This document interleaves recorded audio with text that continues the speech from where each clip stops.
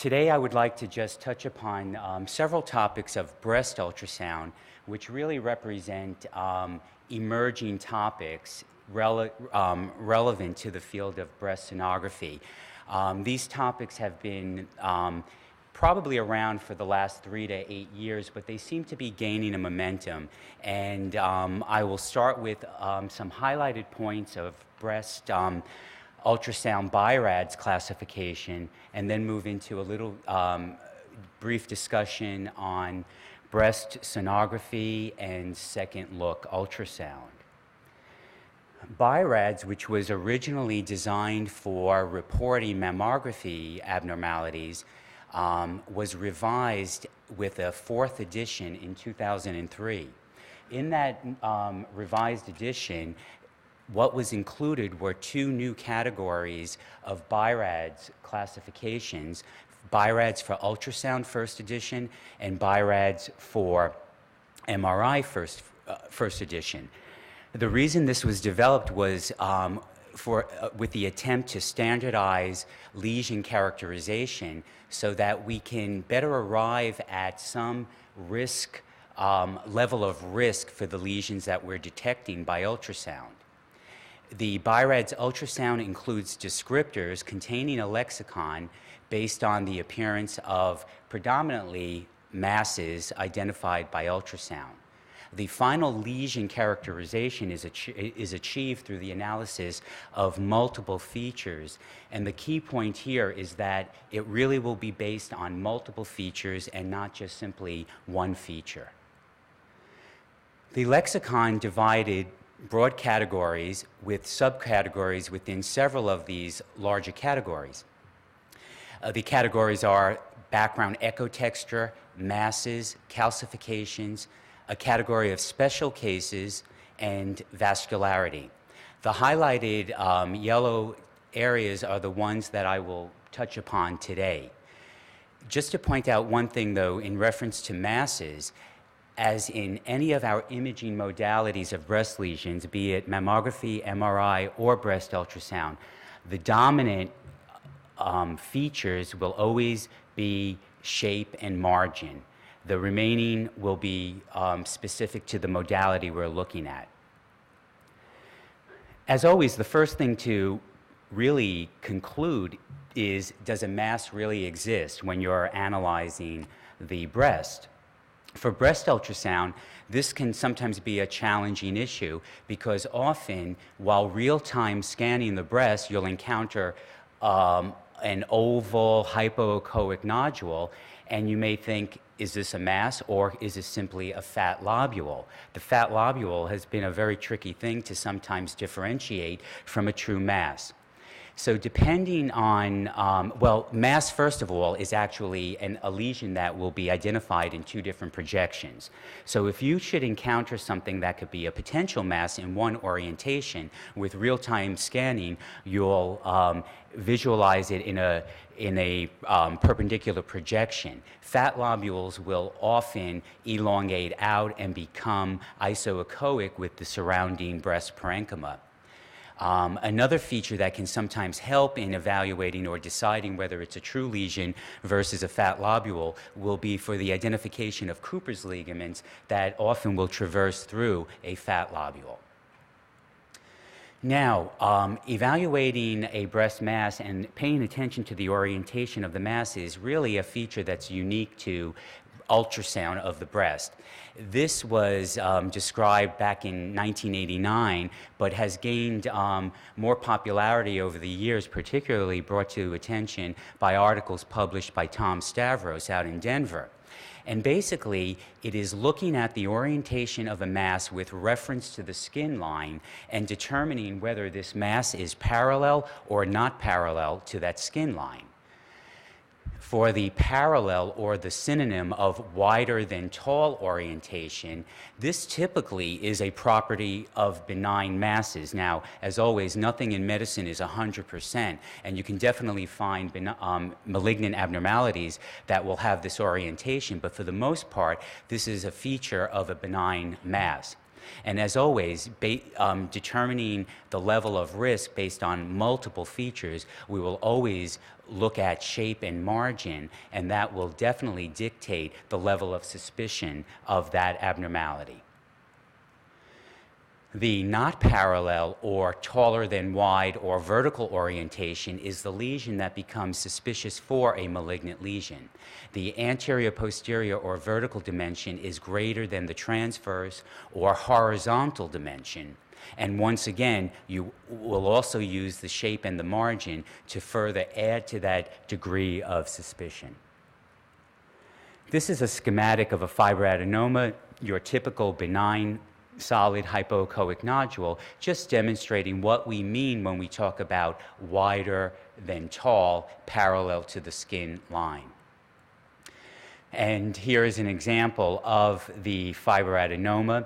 Again, it is wider versus tall, and it has the other features of an oval shape, well circumscribed, homogeneously hypoechoic, sharp posterior wall through transmission, all adding to the degree of confidence that we're dealing with a predominantly or most likely a benign lesion. Contrast that to this lesion, which is a very irregular mass. It has areas that are taller versus wide. It is ill-defined and spiculated with posterior shadowing, the classic malignant lesion seen by sonography. And yet another example of these malignant lesions, and again, taller than wide, again, not as dramatic posterior shadowing, but definitely ill-defined margin. So again, shape and margin will definitely play in deciding what type of risk we're placing this lesion in.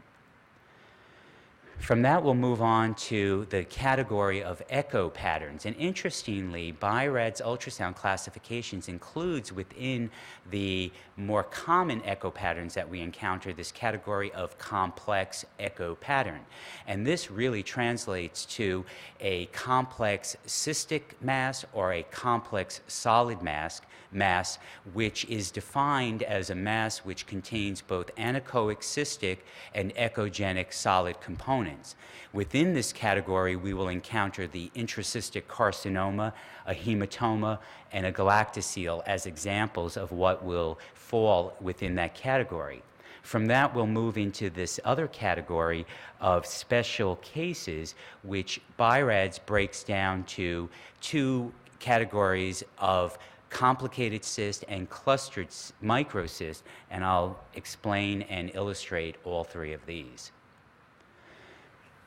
The complex mass is either a cystic or solid mass with mixed component. They may have a thick wall. They may have thick septations, and here the septation thickness is defined as that being greater than or equal to 0.5 millimeters. It can have an intracystic mass or just otherwise be a mixed cystic and solid mass. The lesion of intracystic masses would be found in this category, and again, cystic areas within a solid mass. Here is an example of such a complex mass. Although it appears predominantly cystic, it does contain this very thick irregular septation within it and may even have a mural nodule within it. This is another example of a complex mass. I thank Dr. Toth for lending me this slide. And this is an example of an intracystic carcinoma. Here again, we see a predominantly cystic mass. However, there is this hypoechoic to almost echogenic mural nodule, and there may be a second one here and even a third one down here. This is another example of the complex mass that is basically just mixed solid and cystic components. And again, not only do we take into consideration the margin and shape of a mass, but also clinical history will play an extremely important role. This is a mass in a woman that was currently breastfeeding, and this is an example of a galactocele, benign, but yet included within the complex mass category. And the echogenic and cystic components will depend on the makeup of the individual woman's milk. Here's an example of yet another mixed cystic and solid lesion. It even looks perhaps a little bit irregular in some of its margins. However, this woman has sustained trauma to the breast, and this is an example of a hematoma of the breast. So again, the category encompasses both malignant and benign lesions, and history will definitely play an important role. Now we'll discuss the next categories, which fall under the BI-RADS category of special cases, and included within this category are the complicated cysts. Now, according to BI-RADS ultrasound, the term complicated cysts will mean predominantly cystic lesions that will contain homogeneous low-level internal echoes. They may have a layered appearance. There may be fluid debris levels which will shift with change, or even fluid fat levels that can change. Often you may see these very bright echogenic foci that scintillate as they shift, and that's often encountered with cholesterol crystals within these cysts. If these lesions were to be aspirated, the fluid can appear clear, yellow, or green. And here's an example that in a static image you don't really appreciate what actually you see, but it's almost like this snowflake effect of these little scintillating crystals moving around, and as the patient moves or as you press with different degrees of compression on the breast, you can you can see them shift and move around.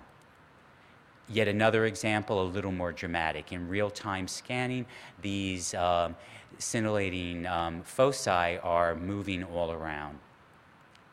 This is an example of a fluid debris level or a fat fluid level, and when you see something like this, it's often helpful to shift the patient's position or the breast position, maybe leave it in a different position for a minute, and you can see that this echogenic component will slowly shift as well. Again, these are complicated cysts.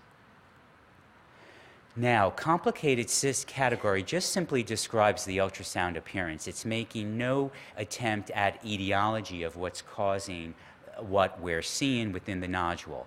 It does not include in this category the solid mural nodule. Again, if that should be encountered, that places the lesion into the category of complex mass, which would require intervention. The third category and the second category within the special case that we're going to discuss are the clustered microcysts that we often encounter. Now, these consist of tiny anechoic foci, actually tiny little cysts. Individually, they measure smaller than 2 to 3 millimeters in size. They often look like they're in a cluster that have septations. However, these are just either the walls of the individual cyst, or actually can be septations, but the measurement is so thin that they're usually less than 0.5 millimeters in thickness. Again, there will not be a discrete component within this category. And often, these lesions represent fibrocystic changes and apricot metaplasia. An example of that are these individually 2 to 3 millimeter anechoic nodules. This echogenic material are actually the fine septations. When you evaluate it in real time, you can see how it changes. And often what these represent are simply fluid-filled, slightly dilated acini of the lobules of the terminal duct lobular unit.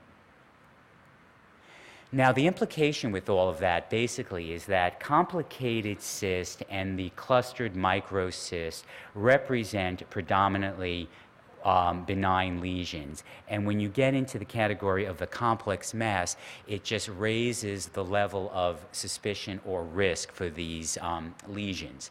Now, fortunately, when they produce the BI-RADS ultrasound assessment categories, they kept the same categories and definitions as they did with mammography and breast MRI. So that's very fortunate, so it doesn't complicate matters.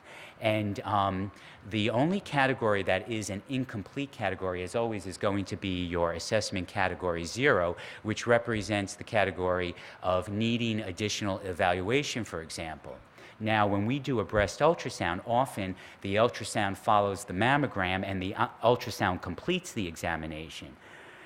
So I guess in this category, you would use a category 0 for an ultrasound is in the situation when an ultrasound may be the initial study and then it is decided that further examinations may be necessary, be it mammography or ultrasound.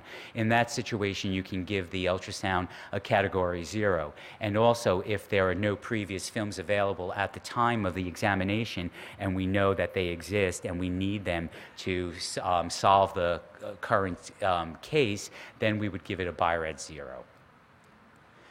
BI-RADS 1 would be negative, no ultrasound findings. BI-RADS 2, a finding is present, but it's a benign finding, and we give it a negative for malignancy report. Included in the BI-RADS 2 ultrasound would be the simple cyst, the intramammary lymph node, implants, post-surgical changes, possibly fibroadenomas if they've been followed over a long period of time and represent no change, or if they're biopsy-proven fibroadenomas that were left within the breast.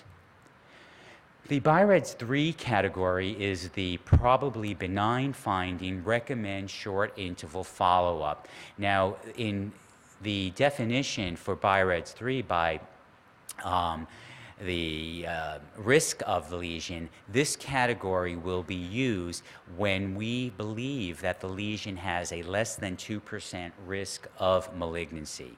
And again, the typical lesions would be a solid, circumscribed, oval-shaped, benign appearing nodule, most likely the fibroadenoma, and again, as we discussed just prior to this, the complicated cyst and the clustered microcysts. BI-RADS 4 is the category that requires some form of intervention. It's a suspicious abnormality and biopsy should be considered. The BI-RADS definition of this category as far as assessing the risk for malignancy is quite broad, but the range is from 3% to 94% risk of malignancy. To help communicate to our clinicians the level of degree of suspicion, BI-RADS suggests using, and it's only an option at this point, but suggests using the stratification within this category of subcategories of low, intermediate, or moderate likelihood of malignancy and subdividing it in your final assessment as 4A, 4B, or 4C. Again, all categories, regardless, will require tissue sampling. Category 5 is the almost no doubt about it malignant lesion, and BI-RADS defines this as at least a 95% or higher risk of malignancy, and definitive treatment should be considered.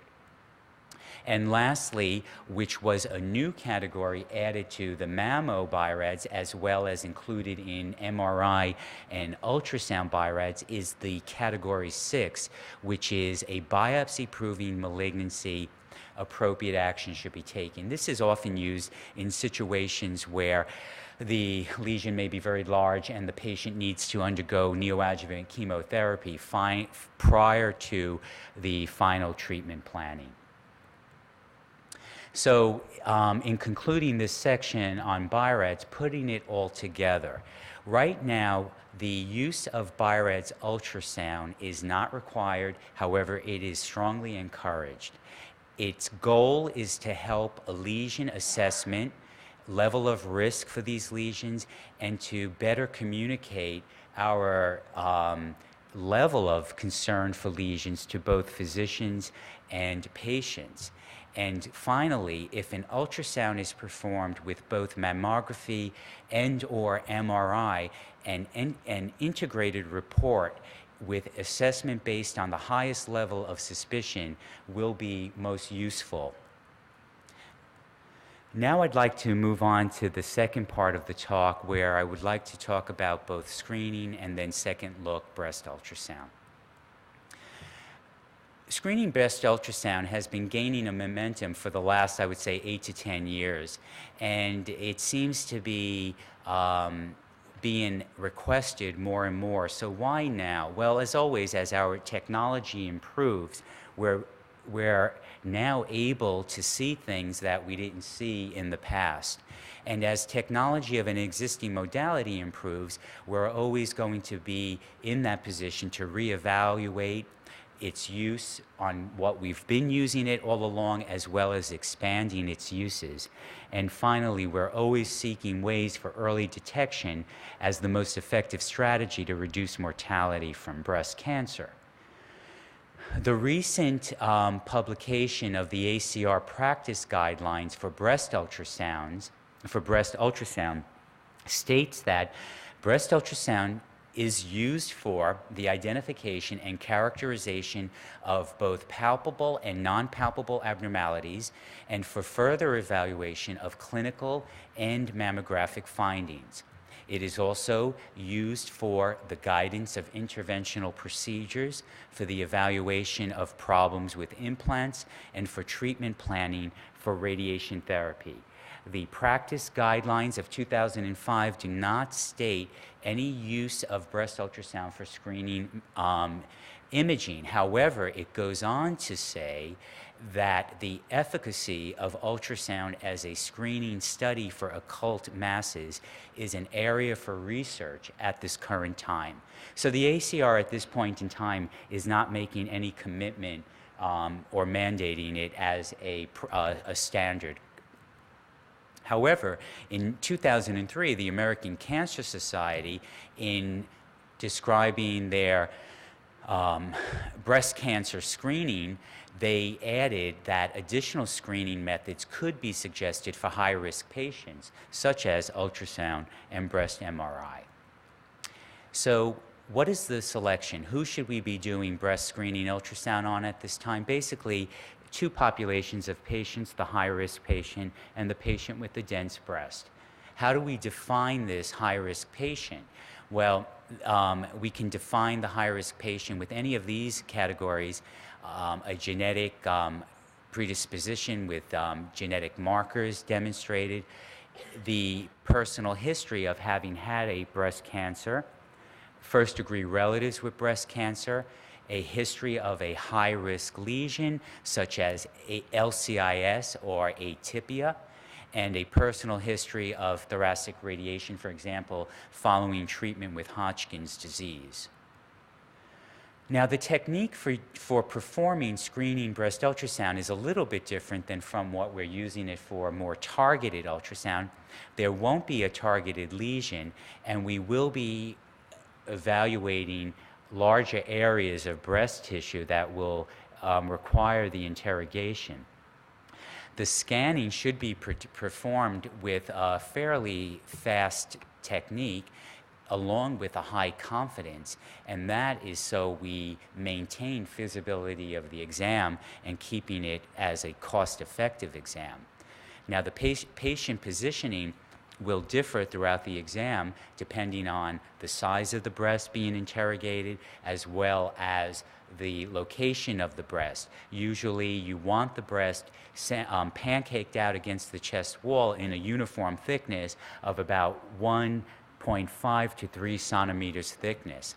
And of course, you'll rotate the patient and the breast as necessary to maintain appropriate scanning and appropriate depth scanning. The technique for performing breast screening is recommended as radial scanning or radial and anti-radial scanning. However, transverse and longitudinal scanning is fine. However, regardless of the technique, overlapping of the scanning is very important so that no areas are missed. And it is also recommended that if one should use a transverse or longitudinal approach to screening, if a lesion is encountered or a suspected lesion is encountered, one should scan that area using the radial technique, as the radial technique enables the transducer to be in a plane parallel to the anatomy of the breast, both the anatomy of the ductal system and Cooper's ligaments. You would start with a large field of view so that you can see from skin to chest wall, and usually you would use 1 to 2 focal zones placed from the mid to the deep, and again adjusted appropriately if a lesion or a suspected lesion is encountered. At the conclusion, if it's a totally negative examination, you would document with 1 image, or some will prefer to document 1 image of each breast. This is a schematic example of the radial, anti-radial, transverse, and long scanning. And again, why most favor radial and anti-radial over the transverse and long. Here's a lesion that is containing, or the morphology is consisting of both a round oval area but then an irregular area. So there's the risk that if you were just to scan this portion of the lesion, it would look round or oval and one would miss this area. However, I believe that in practice, when you're doing your real-time scanning, you're scanning in multiple projections and views, so rarely I find that to be an issue. Again, with the technique, bilateral scanning, the time it takes to perform this will be variable. It is strongly recommended that the physician do this examination. Whether you choose in your practice to have your technologist do it first, a physician should always go in and repeat the scan nonetheless. It's going to depend upon the examiner's experience. Kolb, who has reported extensively on the use of ultrasound for screening, states that he performs this exam as a bilateral screening ultrasound under 4 minutes. I find that in my experience, it's a little longer than that. And what is ultimately the responsibility of the examiner? Well, the examiner's responsibility, as always, is going to be to distinguish a real lesion from normal tissue. And if a real lesion does exist, is it worrisome or not? Again, trying to make that risk assessment to the lesion. And ongoing self-audits are always necessary as far as your level, your rate of cancer detection, biopsy rates, and it's very important to always do radiology and pathology correlation. This is an example of an extremely dense breast in a woman with high risk. She had a known biopsy-proven fibroadenoma, and she eventually, in her course of screening, started undergoing breast ultrasound. And a breast ultrasound was performed and detected this small 5 millimeter hypoechoic irregular lesion. Again, morphology and shape, it's taller than wide, irregular, angled margins, very suspicious based on the features. And this turned out to be a small invasive carcinoma. However, with screening breast ultrasound, more study is necessary, and ongoing at present is a study being sponsored by the American College of Radiology Imaging Network, the Akron Trial Protocol 6666, which is looking at screening ultrasound in high-risk women. This is a prospective study using 20 sites with a minimum of 3,000 high-risk women being screened with both mammography and ultrasound. And the purpose of this study is to determine the diagnostic yield and performance of combined mammography with ultrasound to the current standard of mammography alone. As I move on into the concluding topic of this talk is the so-called second look breast ultrasound. What is the second look? Well, the second look breast ultrasound is a targeted ultrasound that is being performed following evaluation of breast MRI. An MRI is performed perhaps in a high-risk patient and is being performed as a screening of the breast, and an area of enhancement is detected. She will then come back to the breast imaging department and have a second look ultrasound performed where the location of the MRI abnormality was detected. If the ultrasound of the area is at all abnormal, the ultrasound can help to further assess or characterize this MRI enhancement. If it is going to be biopsied, it is now able to be performed with ultrasound guidance. If the ultrasound is completely normal, then we will have to revert back to the MRI to determine what the next step will be, whether it will now fall into the category of MRI short interval follow-up or MRI guided biopsy. I thank Dr. Moy, my colleague, for lending me these next series of slides. Here is an example of a screening MRI that was performed in a high-risk patient. This is a T1 subtraction image and demonstrated a rapidly enhancing high-signal lesion. It looked predominantly circumscribed in its anterior margin. However, there was question of this posterior and inferior margin as appearing somewhat indistinct and irregular. She came back to the breast imaging center and a targeted ultrasound was performed, demonstrating this 7 millimeter ill-defined hypoechoic nodule. This was now biopsied using an ultrasound-guided fine needle, demonstrating adenocarcinoma. She then went on to have an ultrasound-guided needle localization. I don't have the full mammogram, but here is an image of the specimen radiograph with the hook wire, demonstrating just dense tissue without any distinct lesion identified.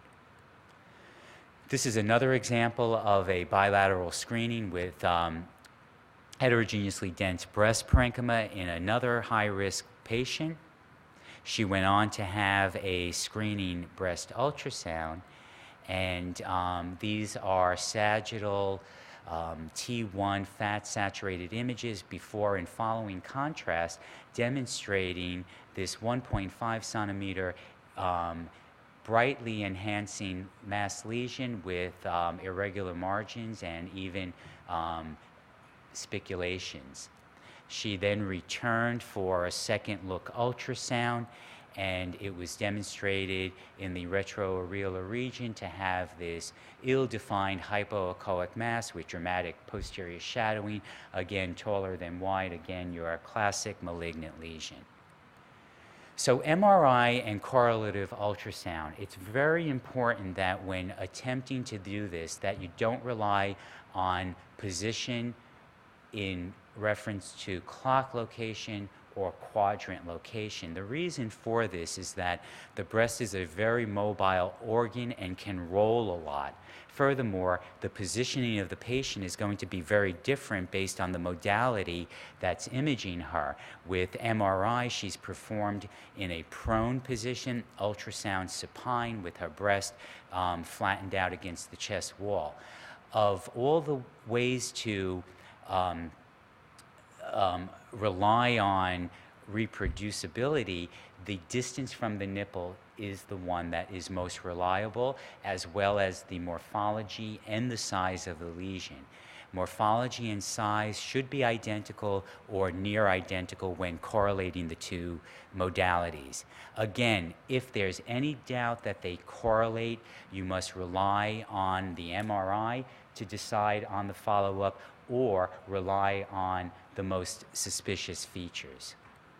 So in conclusion today, covering the three basic topics that are basically entering our arena with breast ultrasound, BI-RADS highlighted concluding points: always use multiple features to come to an assessment of risk, and it's very helpful to use an integrated report. In screening breast ultrasound at this time, if in doubt of who to use it on the high-risk patients or the patients with the dense breast. And lastly, with MRI and correlative ultrasound, rely on distance from the nipple, morphology, and size. If the ultrasound is normal, decide on it based on the MRI. And if there's any doubt, rely on the MRI or the most suspicious lesion feature.